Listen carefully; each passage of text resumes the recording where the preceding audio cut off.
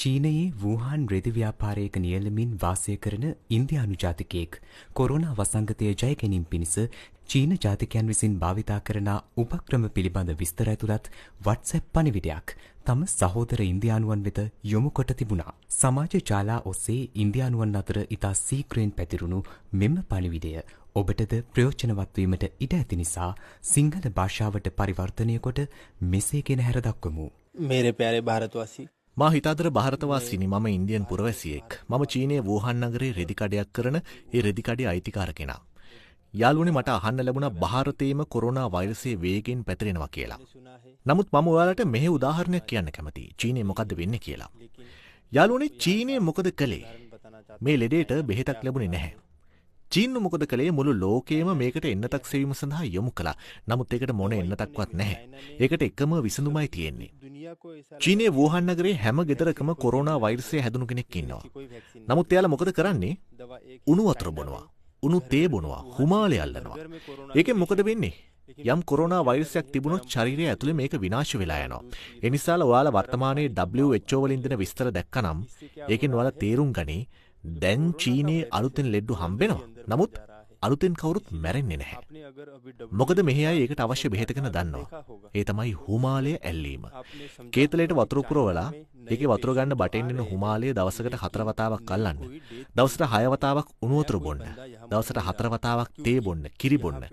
ඔයාට කොරෝනා රෝගය තියෙනවා නම් දවස් 4ක් දක්වා මේක කරන්න.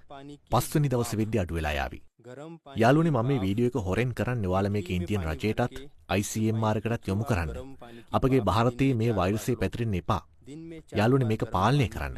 ලෝකේ හැමෝම මේකට එන්නතක් සීම සඳහා යොමු වෙලා. මුළු ලෝකෙම එන්නතක් හොයනවා. නමුත් මේකට ප්‍රතිකාර බෙහෙතක් නැහැ.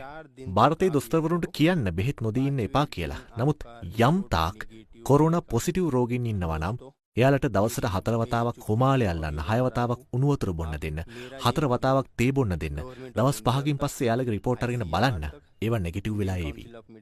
මම ඔයාලට චීනයේ වුහාන් නගරයේ ස්වභාවය කියන්නම්. මේ හැම ගෙදරකම කොරෝනා රෝගියෙක් ඉන්නවා. නමුත් මෙයාලා කිසි කෙනෙක් ඉස්පිරිතාලයකට බෙහෙත් ගන්න යන්නේ නැහැ. මෙයාලා ගෙදර උණු වතුර හුමාලේ අල්ලනවා, උණු වතුර බොනවා. ඔයාගේ ශරීරය ඇතුළතම වෛරසය මැරිලා යනවා. මේකට බෙහෙත් ඒවි. ඒකට බෙහෙත් හොයන්න මාස 4ක් 5ක් යාවි. නමුත් එතෙක් ඔයාලා දවසට 4 වතාවක් තේ බොන්න, දවසට 4 වතාවක් කිරි බොන්න.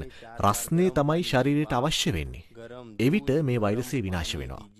යාළුවනේ මම ඔයාලට මෙහි ඇති සත්‍යතාවය කියන්නේ ඇමරිකාව, ස්පාඤ්ඤ, ඉතාලිය වගේ රටවල් වල එච්චර මැරෙන්නේ ඇයි? යාළුවනේ මම ඔයාලට මෙහි ඇති සත්‍ය තත්ත්වය කියන්නේ. දැන් ඇමරිකාව, ස්පාඤ්ඤ, ඉතාලිය වගේ රටවල් වල එච්චර මැරෙන්නේ ඇයි? මේ මිනිස්සු ටිකක් උසස් කියලා හිතන් ඉන්න නිසා උණු වතුර බොන්න කැමති නැහැ.